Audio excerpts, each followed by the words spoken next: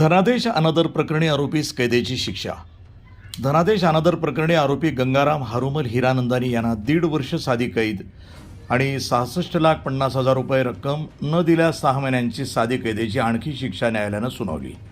राजेंद्र घाशीलाल खंडेलवाल राहणार आशा टॉकीजवळ अहिल्यानगर यांच्याकडे गंगाराम हारुमल हिरानंदानी यांनी उसनवार म्हणून रक्कम घेतलेली होती. सदरील उसनवार रकमेचे परतफेडीपोटी हिरानंदानी यांनी फिर्यादी राजेंद्र घासीलाल खंडेलवाल यांना रक्कम रुपये 66,50,000 रुपयाचा चेक दिला होता.